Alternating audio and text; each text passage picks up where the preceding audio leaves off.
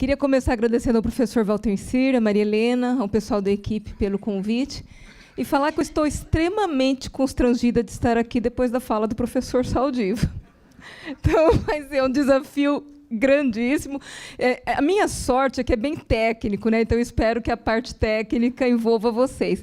Mas fiquem à vontade também, para não entender, eu vou tentar dar os princípios básicos daquilo que a gente tem trabalhado de dados abertos. E já queria agradecer também a presença do Diego e do Edmar, que eu vou citá-los daqui a pouquinho. Sem eles, eu não estaria aqui, né? Tanto pelo convite quanto pelo trabalho deles.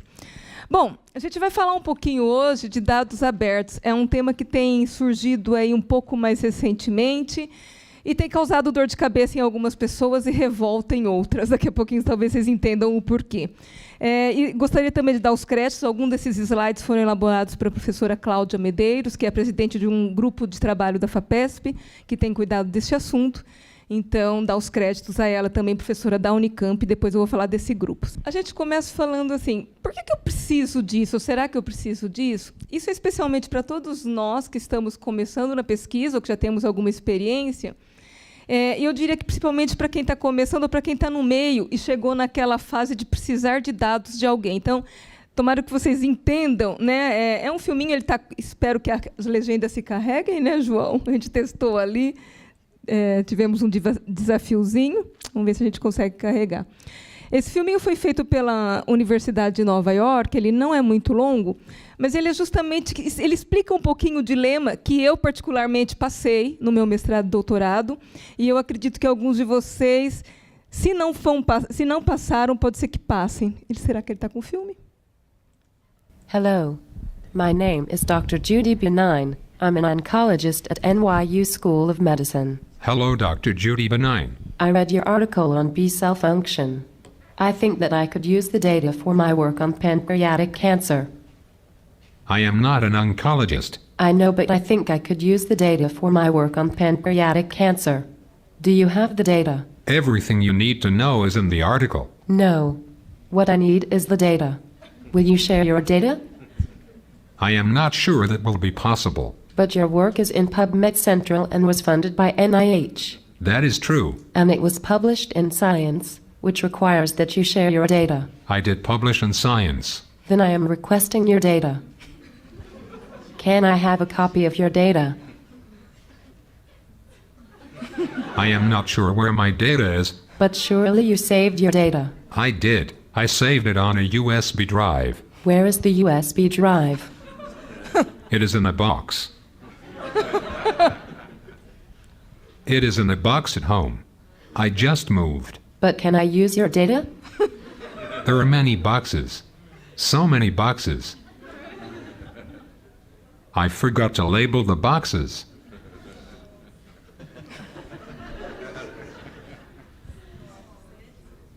Sete meses, quase metade de um mestrado, né? Hello again. Thank you for sending me a copy of your data on a USB drive. I received the envelope yesterday. You are welcome, but I will need that back when you are finished. That is my only copy. I did have a question. What is your question? You might find the answer in my article. No. I received the data, but when I opened it up, it was in hexadecimal. Yes, that is right. I cannot read hexadecimal. You asked for my data and I gave it to you. I have done what you asked. But is there a way to read the hexadecimal? You will need the program that created the hexadecimal file. Yes, I will. What is the name of the program? Cytosynth. I do not know this program. It was a very good program.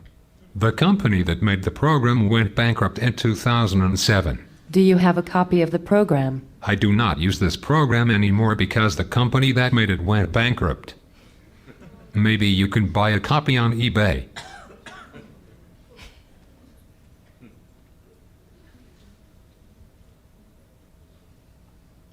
I have good news. You again. I talked to my colleague.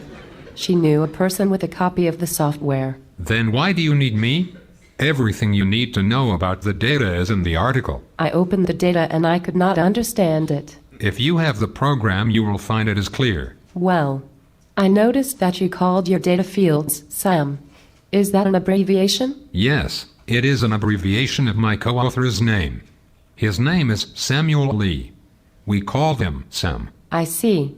And what is the content of the field called SAM1? Ah, yes. SAM1 is the level of CXCR4 expression. And what is the content of the field called SAM2? That is logical if you think about it.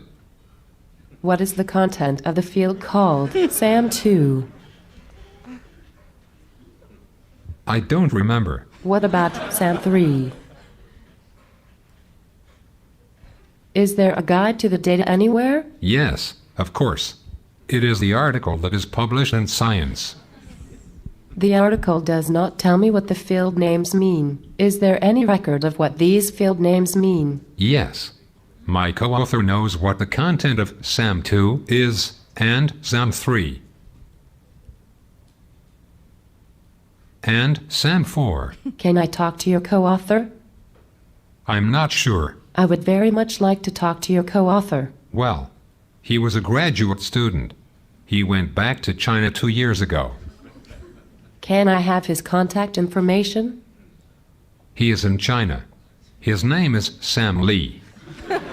I think I cannot use your data. You could check the article to see if what you need is there. Please stop talking now. Bom, gente, é isso, né? São 4 minutos que resumem um pouquinho aquilo que alguns de nós, eu tenho certeza que já deve ter passado algo parecido. Quando eu fiz mestrado e doutorado aqui, então estou retornando à minha casa, por isso que é uma alegria grande estar aqui, né? Fiz mestrado e doutorado na ESC, na verdade, meu doutorado é pelo Instituto de Física, minha orientadora da Escola de Engenharia de São Carlos, e trabalhei com imagens médicas. E passei por tudo isso, né? Então, quando eu precisava testar aquilo que eu fiz, eu não encontrava a base de imagens, quando encontrava, não tinha os laudos, quando tinha os laudos não serviam, porque eu precisava de um laudo um pouco mais detalhado para saber exatamente onde estavam os sinais, e para saber se meu programa funcionava e fazer alguma correção automática. E aí, o que acontece é que nós começamos a fazer uma base de imagens nesse campus, a base de imagens funciona, não totalmente como nós queríamos, né? Fizemos outras. Mas toda vez que eu vou dar palestra em algum lugar e que falo de imagens médicas ou falo das minhas pesquisas, alguém ergue a mão e fala: como é que você conseguiu seus dados? Como foi a mágica que você fez para você conseguir o seu banco de imagens para testar? E aí a resposta sempre vem: existe um monte de bancos de dados públicos. Me falem quais? Onde estão esses bancos públicos para tudo que existe, com os metadados, com as descrições?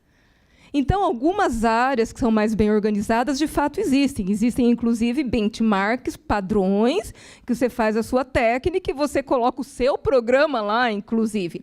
Mas quantas áreas tem isso, né? Então, eu ouvi falar em 2 ou 3 ao longo das palestras, e é por isso que a gente está aqui.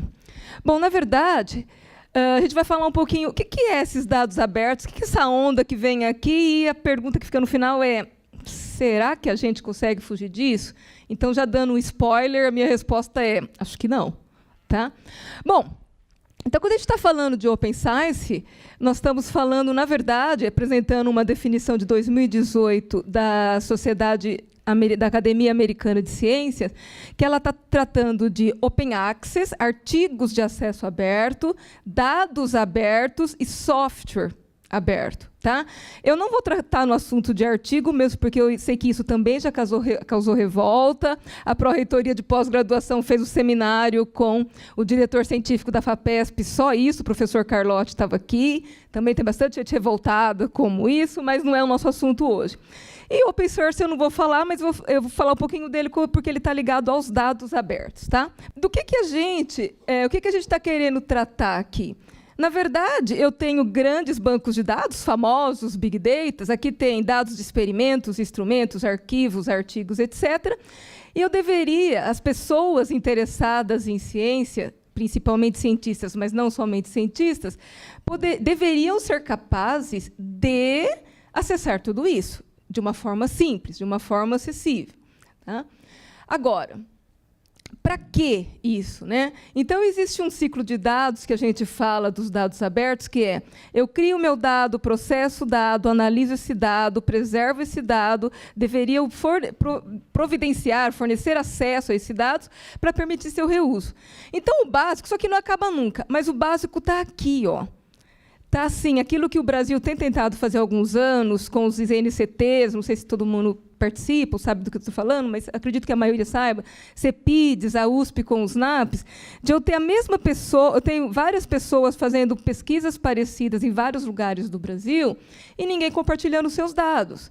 Porque se eu tive trabalho para fazer esse banco de dados, por que eu vou compartilhar? Certo? Aquele dado é meu, o trabalho foi meu aluno. Né? E os órgãos financiadores enxergaram isso, a FAPESP, especialmente, está enxergando isso e falou, para com essa história. Se todo projeto que chegar aqui, todo mundo vai gastar 6 meses, 1 ano para fazer sua base de dados, a gente não avança e eu estou gastando dinheiro à toa. Né? Então, isso está partindo um pouco desse princípio dos órgãos financiadores. Então, um dos princípios dos dados abertos, divulgados principalmente no Reino Unido, é o seguinte, que a gente dá zoom aqui. Tá? Os dados que são financiados com bens públicos, que têm financiamento público, são bens públicos. Tá? E eles deveriam estar disponíveis de forma aberta, com menos restrições o quanto possível. Claro que aqui a gente tem que ver as questões éticas, etc. Mas nós estamos com um problema aqui, ó. Maior parte das nossas pesquisas são financiadas com bens públicos. Alguém pode falar assim, mas eu não tenho financiamento FAPESP, CNPq. Mas você está numa universidade pública. A maioria de nós está fazendo uma pós-graduação numa universidade pública, portanto, pago pelo contribuinte. Portanto, sim, com dinheiro público, e a nossa pesquisa é um bem público. Isso é um fato. Tá? Nossa pesquisa não é da USP somente. Nossa pesquisa... Estou falando USP, mas assim, aqui eu acredito que tem gente de fora. Mas, quando eu falo de universidade pública, nossa pesquisa é da população. Nós somos financiados com dinheiros da população. Né? E o que, de fato, eu tenho que abrir tudo? Não necessariamente. Mas eu deveria permitir que todo mundo possa descobrir se esse dado existe, descobrir como obtê-los. Obviamente, sobre certas restrições, como segurança, confidencialidade, princípios éticos, algumas propriedades intelectuais, etc. Tá? A nossa questão é, a gente não consegue chegar nisso. Eu trabalhei com mamografia. Como é que hoje eu acharia um banco de dados de mamografia? Acredito que todo mundo tem a resposta. Né? Eu vou no Dr. Google e digito Mammography Database. Certo? Ou seja, se o Google não indexa, as instituições de pesquisas não estão fazendo isso, então a gente não descobre se existem as bases de dados públicas, a não ser, de novo, que a minha área seja bem estruturada em relação a isso, o que não é comum na maioria das áreas de pesquisa, principalmente brasileiras. Qual é o nosso grande desafio nisso, além de deixar esses dados públicos? E por que deixar esses dados públicos é um desafio? Deixa eu tentar aqui. A gente tem uma série de dados, texto, imagem, áudio, vídeo, esses dados estão distribuídos e cada dado é diferente. Se eu pegar alguém da área de física aqui, cada sub-área da física vai saber o que é importante para si. E quais os metadados. Então, alguém chegou para mim uma vez e falou assim, caramba, latitude e longitude são extremamente importantes. E eu, oi? Eu não preciso saber a latitude e a longitude do meu paciente para saber como aquele dado foi coletado. Só que para a geografia para várias áreas Né? Então, essa diversidade de dados e dos metadados, ou seja, quando eu falo de metadados, eu estou falando daqueles dados que descrevem os dados para eles não chamarem SAM1, SAM2, SAM3, SAM4 e eu não saber do que se trata. Né? Bom, esse é um desafio, então a gente precisaria ter repositórios de dados que tratem esses desafios. Então, o que a gente está pensando agora, como é que o mundo está fazendo isso em termos de repositório, infraestruturas e políticas? Então, a gente tem alguns lugares que já estão bem mais avançados, bem mais estabelecidos, mas o que a gente pode adiantar é assim, do nosso conhecimento, e a gente tem conversado muito com o pessoal da Holanda, da Austrália, a gente tem um pessoal que está trabalhando na Holanda aqui, né? Do Elsevier, legal. Não tem ninguém que fala assim, legal, resolvemos, não precisamos falar mais disso, nosso problema está consolidado. Tá? Mesmo os lugares mais consolidados, ainda tem muitas políticas que não estão estabelecidas, muita coisa. Então, a primeira pergunta é, quem paga esse negócio? Custa caro armazenar isso, principalmente se for por tempo indeterminado. Tá? Então, como que o pessoal tem feito isso? Tá? Uma das principais instituições que tem trabalhado é a Research Data Alliance, que é que pertence à Comissão Europeia, ela une diversos países, na verdade, e a Austrália é um dos grandes participantes, tá? E ela tem sido referência, principalmente sobre materiais sobre Open Data. Então, eu quero ler artigos, quero saber um pouco mais sobre esse assunto, um pouco de resumo. Tem muito material, muitos relatórios aqui, e tem sido bem interessante, tá? E, basicamente, o mundo tem tratado isso de 3 modelos, 3 formas diferentes. Nos Estados Unidos, isso tem sido totalmente descentralizado, é mais ou menos assim, cada um por si, Deus por todos, ou seja, você é obrigado a disponibilizar seus dados, só que você paga, não sei como, e aí você se vira, tá? Mas você tem que disponibilizar. Daqui a pouco a gente vai ver algumas políticas deles. No Canadá, no Reino Unido, e na Holanda, eles são parcialmente centralizados. A Holanda tem uma experiência muito interessante, a gente tem conversado com eles. Teve uma palestrante que é diretora do Instituto DANS, que veio aqui o ano passado no FAPESP, e a gente fala um pouquinho deles. E na Austrália, os dados têm sido distribuídos, mas os metadados centralizados. E, basicamente, esse é um modelo que a FAPESP tem seguido no workgroup dela. Tá?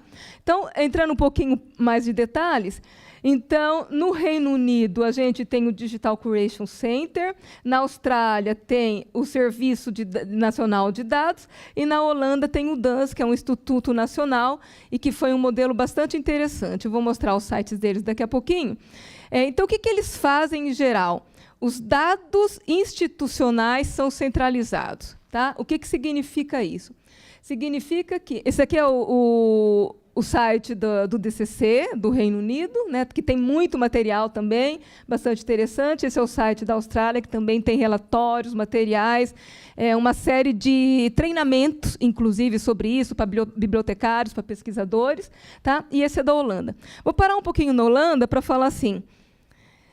Obviamente, a gente não vai comparar a Holanda com o Brasil, né? Então, a Ingrid, que veio aqui ano passado, conversando com ela, ela falou assim, Fátima, a Grande São Paulo tem 20 milhões de habitantes. A Holanda tem, não sei se 7 milhões, ela me falou na época. Né? Então, assim, o volume não dá para comparar.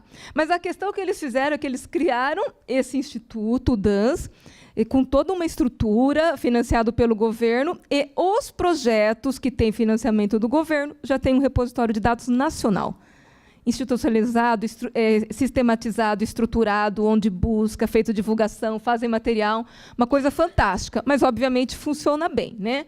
E o governo bancou isso e tem bancado isso. Tá? Então, esse é o modelo deles.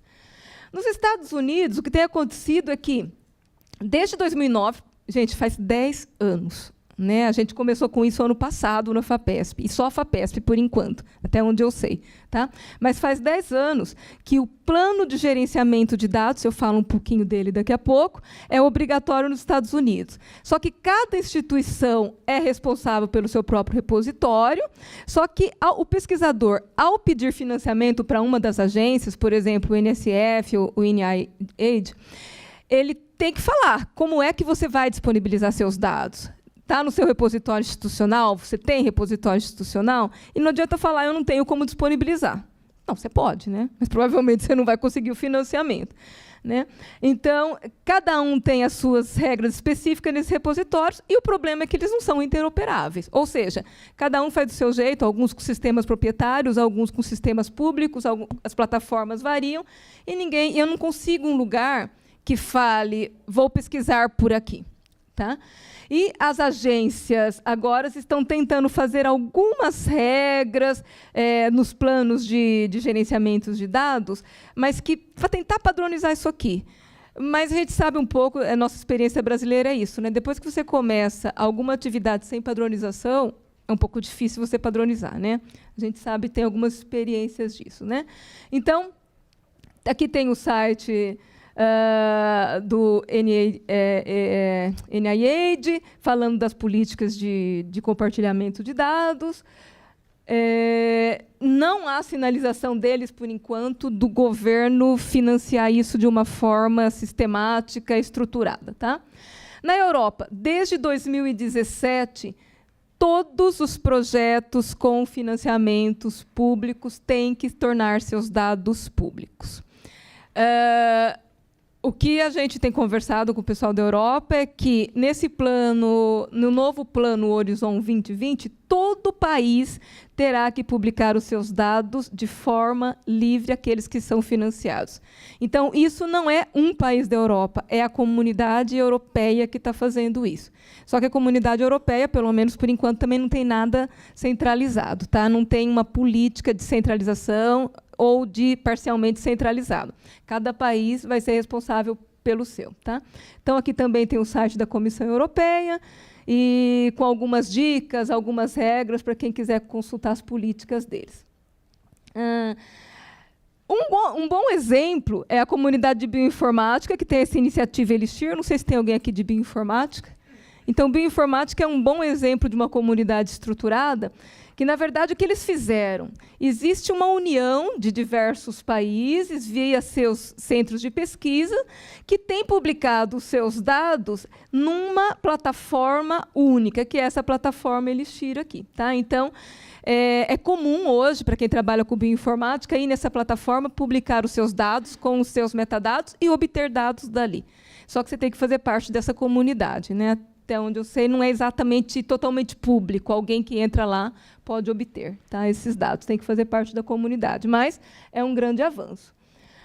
Aqui é o site, né, do projeto Elixir. Então, ele está falando quais são os projetos que estão aqui na plataforma, quais são os serviços, quais são as comunidades que participam dessa plataforma. Outras iniciativas, na China está sendo feita uma infraestrutura enorme de dados abertos, mas ainda está começando, a gente não tem notícias que isso já está disponível de alguma forma. No Japão também parece que a tendência é criar algo centralizado, mas por enquanto também não tem nada divulgado. Na Suécia e na Finlândia tem repositórios nacionais também, mas ainda não está tão bem estruturados. E na Coreia do Sul, eles criaram o seu próprio sistema de identificação única, o nosso famoso DOI, aí, né? Mas nada em termos de repositório, tá? Até onde a gente sabe. Isso é um passeio um pouquinho pelo mundo, daquilo que a gente tem conhecimento. Então, o resumo é, esses países, eles têm instituições que ajudam pesquisadores a preparar os dados, os metadados para publicação, oferecem treinamento para bibliotecários, principalmente, e só que nem sempre existem plataformas disponíveis onde você pode depositar os seus dados e onde as pessoas podem pesquisar e buscar esses dados. Tá? Na América Latina, a maioria das iniciativas são feitas em torno de dados governamentais. Acho que todos nós já ouvimos falar de mesmo Brasil, portal de transparência, mas não necessariamente dados de pesquisa. Tá? Às vezes coincide que esses dados governamentais são utilizados em pesquisas ou resultantes de pesquisas. Mas não existe uma iniciativa brasileira que fala, você é pesquisador? Então, tem a plataforma Lattes, que o professor Saldiva falou, né? Então, aqui está a plataforma Lattes Data, para você colocar seus dados. Então, não existe nada parecido. No Chile, foi feito um projeto, né, chamado Learn, que a ideia é organizar seminários para divulgar essa política de Open Data, mas também não tem... Então, aqui está o site, né, desse projeto Learn do Chile, mas também não tem algo que... fale, olha, que legal, está bem estruturado, temos políticas, etc. E no Brasil, várias instituições têm se preocupado com isso. Uma delas é o IBICT, né, que todo mundo já deve ter ouvido falar, que reúne principalmente pessoal que trabalha muito com biblioteconomia, métricas, etc. E o que o IBICT tem feito também é divulgar essa política, né, um manifesto a favor dos dados abertos, mas o IBICT não tem necessariamente também recursos para disponibilizar algo que a gente possa utilizar. Bom, então, vendo isso, o que aconteceu com a FAPESP? Em um determinado momento, acho que há 2 anos atrás, a FAPESP falou assim, não dá mais. Né? Não dá mais para a gente simplesmente ficar pagando para todo mundo criar dados do zero, criar suas bases de dados. E aí, eu sempre falo assim, gente, quem está avaliando o projeto em órgão financiador não é bobo.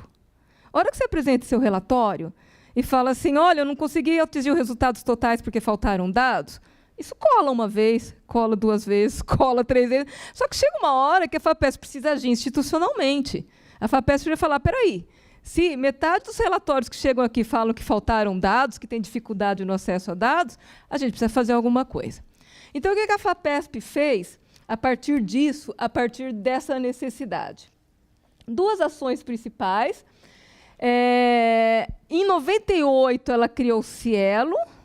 O Cielo é uma plataforma aberta de periódicos científicos, não só brasileiros, tem alguns periódicos da América Latina, financiado pela FAPESP.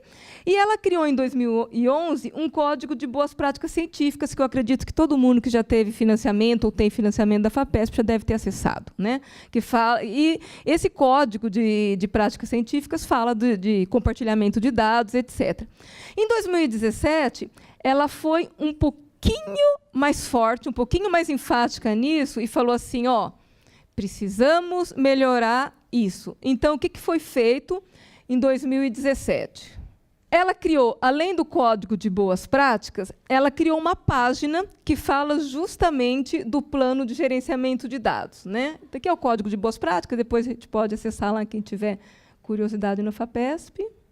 E aí, em 2017, ela falou assim, agora, todo mundo que foi fazer projeto, na época, somente temático para a FAPESP, tem que fazer um plano de gerenciamento de dados. Isso é compulsório, ou seja, seu processo não vai ser habilitado se você não apresentar um plano de gerenciamento de dados. Tá? Então, você tem que escrever hoje, mandar junto com o projeto da FAPESP algo que fala assim, quais são os meus dados que eu vou disponibilizar, quais são meus metadados, os aspectos éticos foram tratados e onde esses metadados e esses dados vão ser disponibilizados. Então, isso é um plano de gerenciamento básico. Tá? E depois, nesse mesmo período, ela criou um grupo de trabalho com 7 universidades públicas, mais recentemente entrou uma 8ª, e que o objetivo era, vamos tentar definir política para isso, vamos ver o que a gente consegue fazer em torno disso. Então, o que eu vou falar um pouquinho agora é o que a FAPESP está exigindo e o que esse grupo de trabalho tem feito. Tá? Então, a FAPESP ela tem essa página que fala o que é gestão de dados, o que deve ter um plano de gestão de dados. Vocês vão ver que é muito simples, tem um modelinho básico aqui. Depois, para quem é da USP, a gente vai dar algumas dicas de como preencher isso. Tá? E se tiver dúvida sobre isso, pode mandar e-mail para esse endereço aqui, vai cair na mão da professora Cláudia, e provavelmente ela vai responder rapidinho para quem tiver dúvida. E aí, na minha opinião, um grande avanço foi esse grupo de trabalho que reúne a UFSCar, a Unifesp, a USP, a Unesp, o ITA, a UFABC, a Unicamp e, mais recentemente, a Embrapa. Essas universidades abrangem aproximadamente 48 campos, 11 mil, quase 12 mil, né, 11.500 docentes, professores, pesquisadores e 170 mil estudantes. E a gente sabe que São Paulo é responsável, aí, se eu não me engano, por metade da produção científica do Brasil. Ou seja, se a gente consegue atingir essas universidades, a gente está atingindo grande parte dos pesquisadores brasileiros. E a missão era fazer uma rede para definir algumas políticas e tentar ver assim, como é que a gente consegue efetivar isso. Né?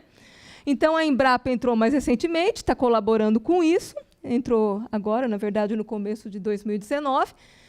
E o que na verdade, esse grupo decidiu ou está discutindo, né? Nada está muito fechado ainda, mas o que já foi feito neste grupo. Então, o que foi decidido, depois de longas discussões, 1 ano e meio discutindo, foi assim, temos dinheiro para fazer um repositório público da FAPESP? A FAPESP vai bancar? Não. A FAPESP não sinalizou, não falou assim, fiquem tranquilos que eu vou dar dinheiro, podem fazer o que vocês quiserem. Não. Então, o que é que a gente tem, efetivamente? Cada universidade vai disponibilizar seu repositório e a gente vai indexar esses repositórios por um sistema metabuscador que está indo em cada um desses repositórios buscando os metadados. Então, como que isso tem funcionado hoje?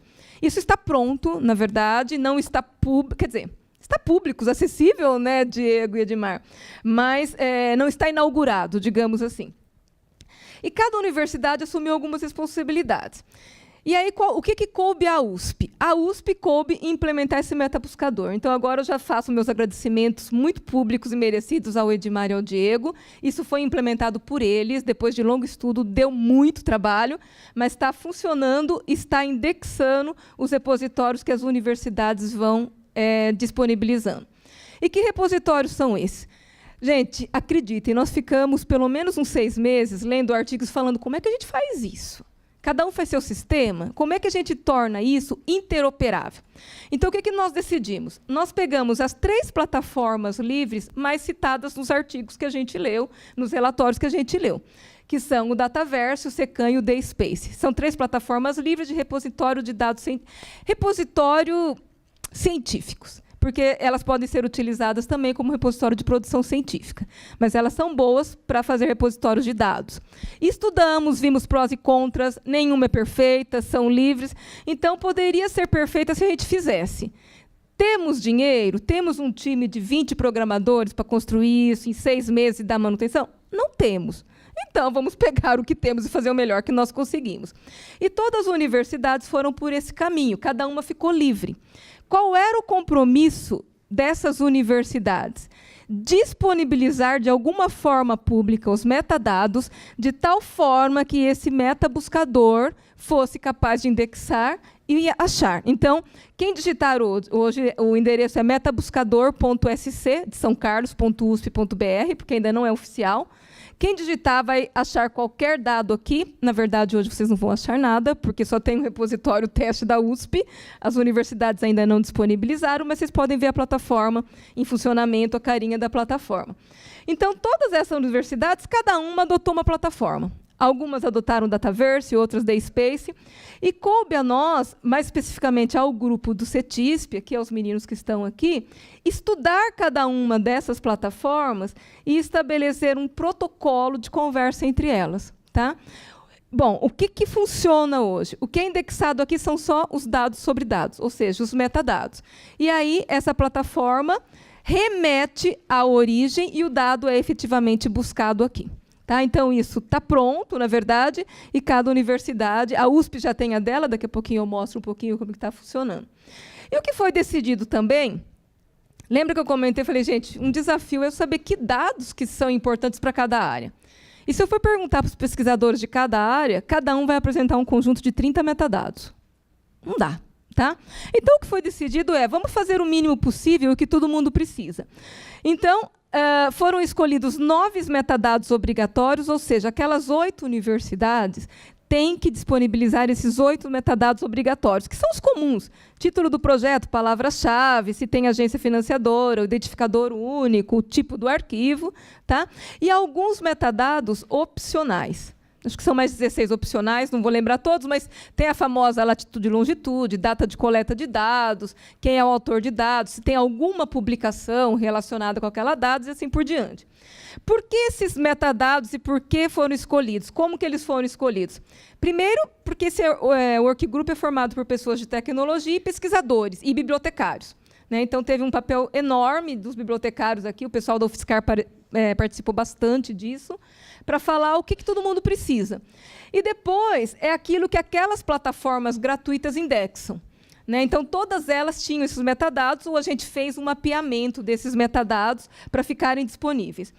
E aí, então, essa é a carinha, né, do metabuscador, do protótipo. Simplesmente a pessoa digita uma palavra-chave aqui, ou ela pode procurar pelo repositório que tiver disponível. Então, na hora que tiverem todos disponíveis, eu posso fazer procura especificamente no repositório da UFSCar, ou da UFABC, ou do ITA, e assim por diante.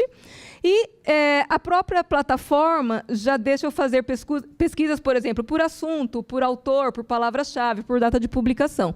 Por isso que esses metadados têm que ser bem preenchidos e de forma obrigatória, senão ninguém acha seu dado.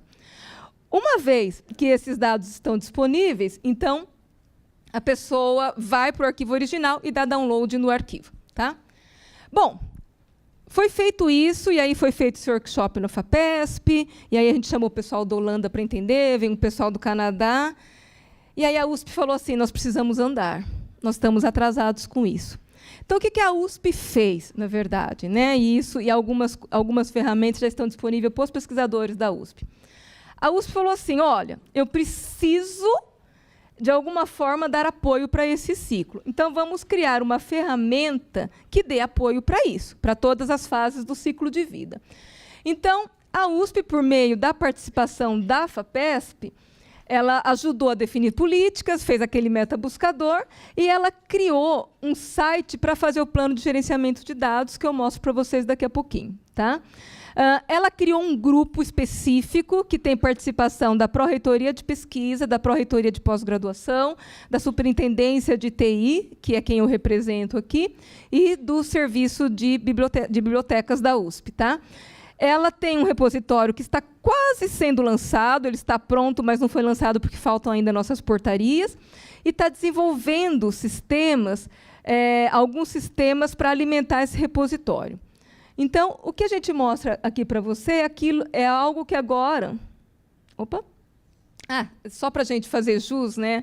Fazer o agradecimento formal, porque é importante fazer quem são as pessoas. Então, o professor Saraiva é o representante da Pró-Reitoria de Pesquisa, o professor Luciano, representante da PRPG, e o Daniel, representante do CIB. E, no nosso grupo técnico, para dar conta de tudo isso, né, o professor João Eduardo, superintendente de TI, o professor Adilson, o diretor do CETISC, aqui de São Carlos, a quem eu agradeço por ter cedido não, né, compartilhado, porque ele não cedeu, né, seria bom. Compartilhado o Edmar e o Diego, e esse pessoal aqui é da STI, né, o Diego e o Edmar estão aqui, e o Mauro, o Marino e o Rodrigo é o pessoal da STI que tem implementado esses sistemas. Então, como que ficou o nosso workflow? A gente definiu, isso aqui é o que está ainda sendo normatizado pela Pró-Reitoria de Pesquisa e pela Reitoria.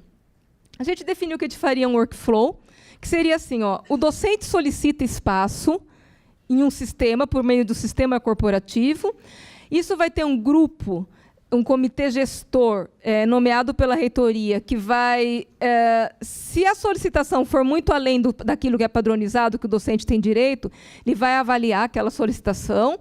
Depois da avaliação e da aprovação dessa solicitação, é liberado o espaço e o acesso a este sistema, e aí o docente, ou alguém indicado por ele, pode incluir dados nesse repositório. Então, isso daqui é publicado no repositório da USP. Tudo isso está pronto, na verdade, não está liberado para a USP, mas está pronto esperando a normatização. A gente mostra daqui a pouquinho as telinhas para vocês. Legal. Bacana, fiquei com a pulga atrás da orelha. Fátima falou que se eu não fizer isso, eu não vou ter dinheiro público. É mais ou menos esta a mensagem. Tá? Por enquanto, o FAPESP está exigindo, os outros órgãos que a gente sabe não, mas é questão de tempo. Preciso fazer isso. Como é que eu começo? Eu sou da USP. Como é que eu começo? Né? Então, a primeira coisa é fazer o plano de gerenciamento de dados. Nesse plano, ele simplesmente é um documento que você vai falar assim, quais dados que eu vou produzir? Onde eu vou armazenar esses dados? Por quanto tempo eu vou armazenar esses dados?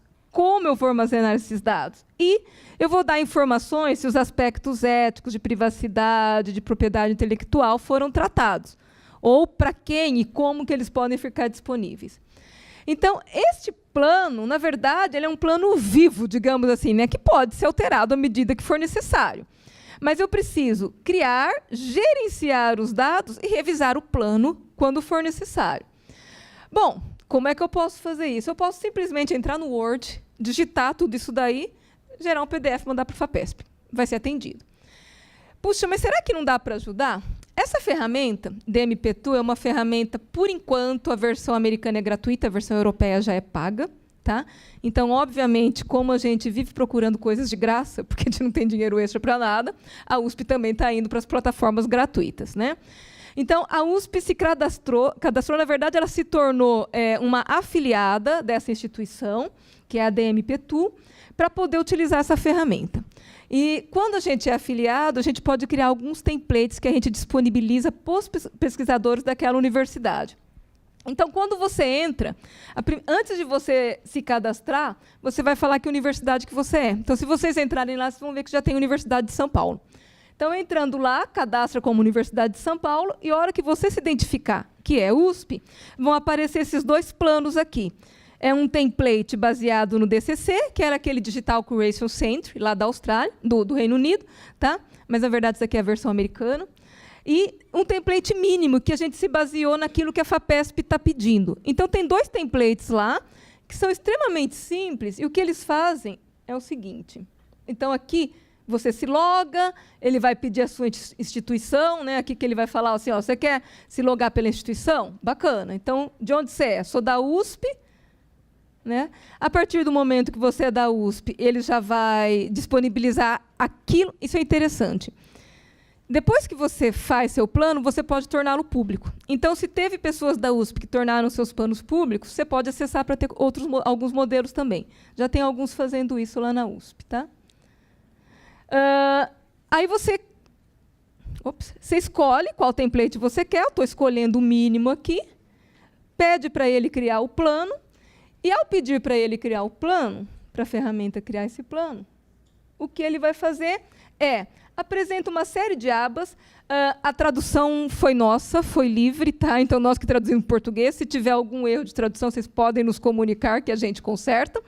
Então, simplesmente, ele começa a pedir, qual é o projeto, tem financiador, qual é o número do processo financiado, qual é o abstract do projeto, e aí tem as abas para você ir preenchendo. Para cada aba, então, por exemplo, nesse overview do plano, tem algumas questões. Então, por exemplo, descrição dos dados e dos metadados. Então, somente como exemplo aqui, tem algumas instruções e aí tem algumas perguntas. Que dados serão coletados ou criados? Como que seus dados serão coletados? Tem algumas áreas que é importante você falar, por exemplo, imagens. Qual foi a resolução que essa imagem foi coletada? Ou o áudio, qual foi a resolução de áudio? Ou que equipamento que foi utilizado? Então, algumas áreas isso é muito importante. Então, aqui você descreve quais e como foram coletados. Depois, existem restrições legais ou éticas? Como que isso foi tratado? Passou pelo comitê de ética? Qual é a aprovação do comitê de ética? Qual é o número da aprovação? Existe uma política de preservação? Então, em cada aba, em cada pergunta, tem instruções e perguntas para guiar o preenchimento desse plano. Tá? E assim a gente vai passando por todas as abas. Num determinado momento, ele vai pedir para você falar qual é o tipo, qual é o formato, para acabar com aquela historinha do cara que foi buscar no pendrive, e aí tinha o nome dos campos. Então, eu vou falar, olha, aqui eu tenho 200 imagens no formato TIFF, com resolução tal, cada imagem dessa tem isso, e aí eu descrevo esses dados, e se esses dados são de programa proprietário, qual é o programa que lê isso, tá? Então, o nosso resumo disso tudo é assim, olha, a gente tem muitas iniciativas no mundo todo, diferentes modelos, centralizados, descentralizados, parcialmente centralizados, e não tem uma iniciativa no Brasil. O que acontece no Brasil, até o que é do nosso conhecimento, a RNP fez um edital há um tempo atrás para um desenvolvimento daquilo que nós achamos que era um repositório nacional. O que nós ficamos sabendo é que virou seria algo do tipo um metabuscador, uma instalação, mas parece... Bom, isso tudo que a gente está sabendo por alto, né, que contaram, não é nada oficial. Mas parece que não deu certo esse edital. A RNP entrou em contato com a gente recentemente, querendo saber se eles podiam usar um metabuscador, tal, e a gente está em conversa. Então, a nossa postura é assim, se houver um convênio entre a USP e qualquer instituição brasileira e quiser disponibilizar, sem problema nenhum. Mas isso é USP, né? Apesar de ser dinheiro público, essa é uma propriedade da USP. Então, a USP que tem que ceder, não é a Fátima, ou o superintendente, ou o pró-reitor de pesquisa, né? Então, a FAPESP tem liderado isso em São Paulo, mas eu arriscaria falar que, inclusive, no Brasil. E esse compartilhamento de dados, na nossa opinião, ele é uma realidade. Então, aquilo que eu falei do spoiler, nossa opinião é assim. Eu estou defendendo meu doutorado, eu vou ser pesquisador. É possível que, numa banca de concurso, alguém te pergunte de Open Data. Fique esperto. Tá? Porque isso está sendo falado no mundo inteiro. Qualquer congresso que você vai, alguém levanta o braço e pergunta, você disponibilizou os seus dados? Suas imagens estão publicamente disponíveis? Tem sido assim, gente. Pelo menos que eu participo. Posso usar os seus dados? Então, a pergunta do ursinho lá tem sido muito comum nos nossos congressos, porque isso tem sido uma política mundial. Então, a gente tem que se mexer. O que a USP fez, até onde eu sei, a USP é a Universidade Paulista que está mais adiantada nisso, com um sistema. E a USP falou assim, nós precisamos dar condições dos nossos pesquisadores fazerem suas pesquisas e não se preocupar com isso. E aí, agora eu vou mostrar um pouquinho como que está sendo o sistema da USP, que deve ser disponibilizado em breve. E a pergunta é, eu posso usar? A minha resposta é, quase. Tá? Então, daqui a pouquinho, a hora que isso estiver normatizado. Então, como isso tem funcionado? Eu não sei se vocês, na hora que acessaram os sistemas USP-BR, já tem esse link. Acho que não ainda. Acho que só está para algumas pessoas. Então, A hora que acessar o sistema USP-BR, vai ter um sistema lá que chama repositório, com aquela entrada única, nosso número e a nossa senha, que a maioria de nós tem aqui. Aqui nesse sistema tem um link sobre gestão de dados científicos. Se alguém tiver uma dúvida também, no site da PRP tem um link especial sobre gestão de dados científicos, feito em conjunto com a STI, e boa parte do que eu falei está lá escrito. Tá? Plano de gestão de dados, link da DMP Tool, link para esse repositório, para teste, para o metabuscador. Então, está tudo lá no site da PRP. Tá? Bom, então, o primeiro passo que vai acontecer pelo plano é o docente vem e ele solicita o repositório. Aí ele preenche. Qual é o seu número, qual é o projeto, se tem financiamento, se não tem, qual é a sua área. Basicamente, os metadados obrigatórios e opcionais que a gente falou agora há pouco.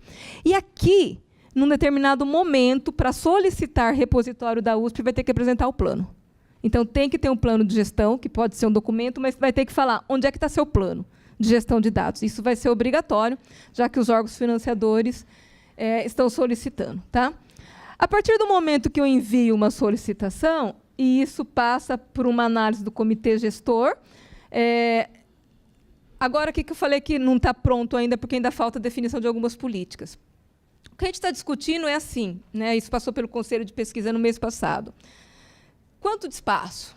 Que eu acho que deve estar na cabeça de algum de vocês, que foi a primeira pergunta. Né? E qual é a segunda pergunta?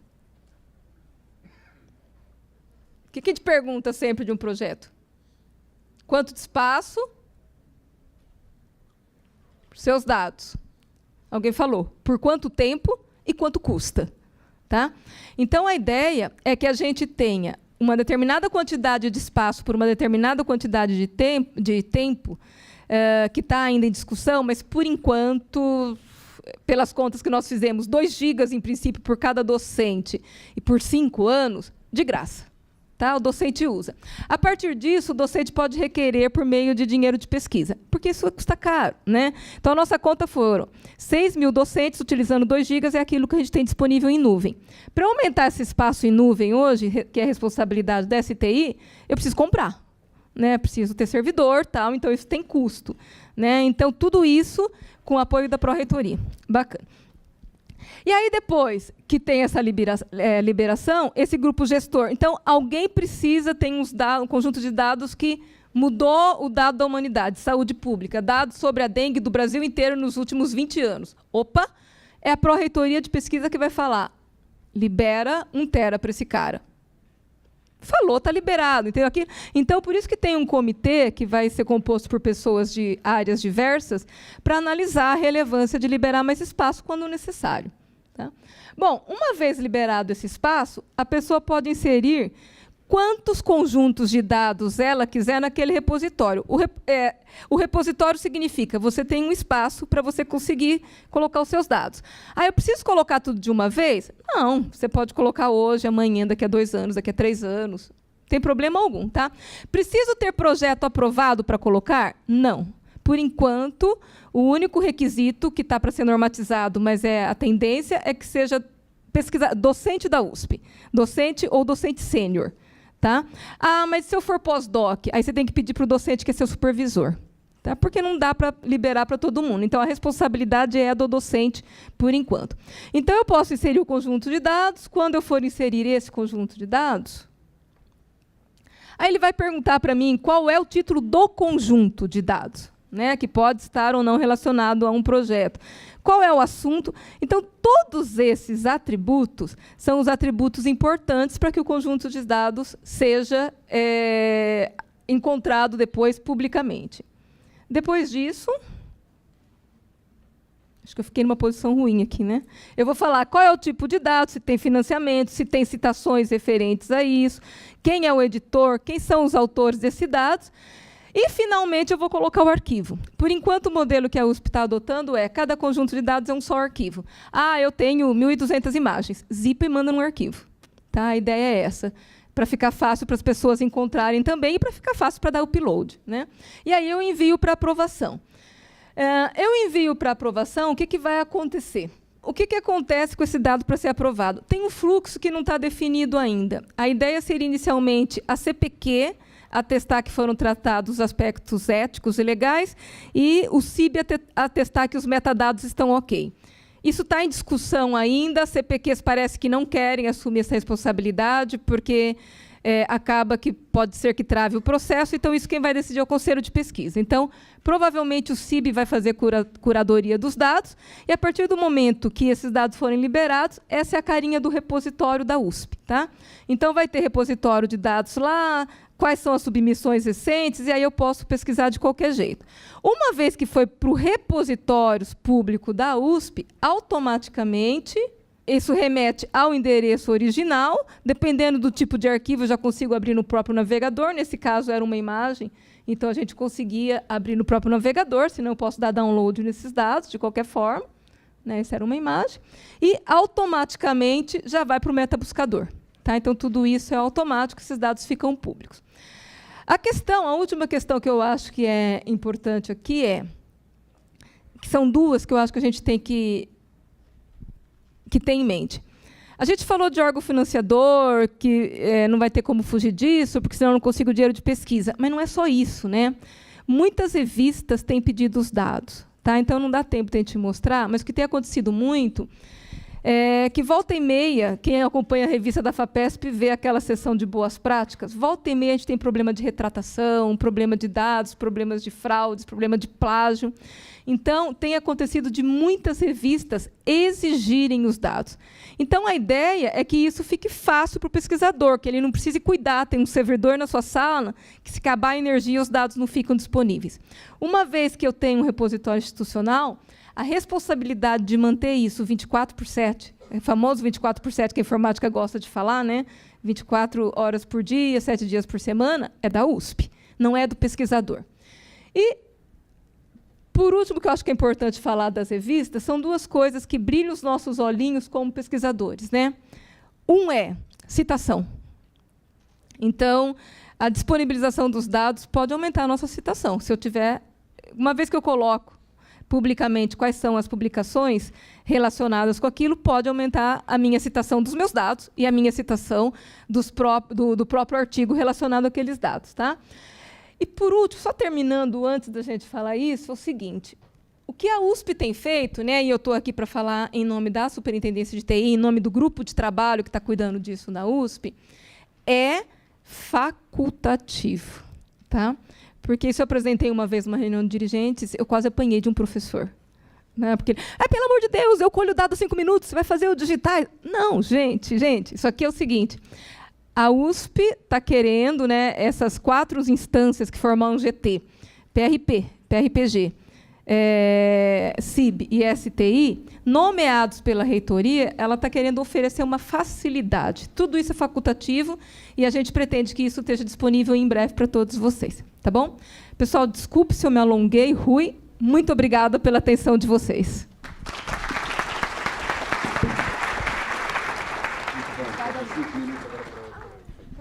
4 perguntas. É o tempo que eu tenho para dar para vocês. Obrigada pela palestra. Eu tenho dúvida em relação à área, né? Se existe alguma discussão sobre a heterogeneidade das áreas e em relação aos aspectos éticos. Então, por exemplo, na área de educação, é muito comum filmar a aula de professores e fazer análise de interações discursivas, de outros aspectos. Em geral, o professor assina um termo de consentimento em relação à pesquisa que te autoriza aquele pesquisador específico a usar o dado. Existe já alguma discussão nesse sentido? Sim, isso surgiu no GT. E aí a conclusão que se chegou é o seguinte: para aqueles projetos que estão em andamento, é necessário que o pesquisador faça um aditivo ou algo falando assim, posso disponibilizar isso publicamente. Então, se isso não foi previsto no termo de consentimento das pessoas envolvidas ou no projeto que foi mandado para o comitê de ética, isso tem que ser feito em termos de aditivo. Tá? Porque a questão que tem, por exemplo, nisso que você falou da aula, às vezes não é só o professor, né? Às vezes tem os alunos envolvidos e as imagens dos alunos. Tá? Então, como que a USP tem pensado isso? A USP joga para o pesquisador, porque ela não vai abrir filme por filme, imagem por imagem. Então, quando você disponibiliza um conjunto de dados, tem uma declaração lá falando assim, eu sou responsável, eu tratei os aspectos legais disso e eu estou ciente que isso vai ser disponibilizado sob uma licença pública. Tá? Então, o pesquisador, o conjunto de dados dele só vai para o fluxo de aprovação se ele der um clique nessa opção. Né? Isso não livra a USP de algum processo legal, eventualmente, mas aí a responsabilidade é compartilhada. Tá? Porque se a gente está falando de 6 mil pesquisadores, e frequentemente nós vamos falar de pesquisadores que delegam o acesso aos seus alunos, né, de pós-graduação, a gente não consegue abrir cada arquivo e ver o que tem dentro de cada arquivo. Então, o pesquisador que aprovou aquilo é o responsável por aquele material e pelos aspectos éticos e legais envolvidos. Fátima, meu nome é Júlio Palhares, sou pesquisador da Embrapa. Você falou na tua fala, né, que a grande justificativa para essa onda é a questão, isso é financiamento público, é dinheiro público, então todos têm acesso. Então, isso você falou, nos documentos isso sempre aparece, na Comunidade Europeia. Só que o financiamento público da pesquisa, isso não é de agora. Isso sempre foi assim, né? O que motivou essa onda? Porque essa realidade sempre existiu, mas por que só agora, nem que seja mais recentemente, nos últimos 10 anos, acontecer todo esse movimento de realmente nós termos que disponibilizar todos os dados? Foi criado, deixa eu só ver, eu acho que eu passei um pouco batido nesse slide, porque eu estava com medo de avançar muito tempo.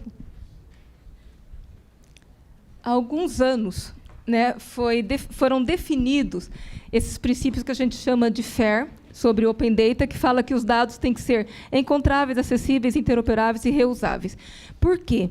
Porque os órgãos financiadores do mundo começaram justamente a perceber que os dados gerados pela pesquisa não eram reusáveis, ou porque não estavam disponíveis, ou porque não eram interoperáveis, ou porque não estavam acessíveis. Tá? E que a pesquisa estava avançando mais lentamente por causa disso. E aí, isso começou a ser discutido, principalmente na Europa, foi criado um grupo para discutir esses princípios FAIR, então isso virou uma organização FAIR, e falando assim, olha, precisamos mudar isso. Então, a comunidade europeia começou a discutir isso fortemente e decidiu o seguinte: tem financiamento público, tem que disponibilizar publicamente, porque a gente quer que a ciência avance mais rapidamente. E, no entendimento dessa comunidade, que isso tem se espalhado pelo mundo, a disponibilização dos dados gerados pela pesquisa ajuda a aumentar a velocidade dos resultados das próximas pesquisas. Tá? Então, assim, em resumo geral, foi essa a história, tá? Num curto espaço de tempo. E por quê? Porque tem muito dado, na verdade, e, de repente, começou a acontecer muito isso. Tem muito dado, mas onde estão esses dados gerados com tantos anos de pesquisa? Quem consegue? E só o grupo consegue acessar.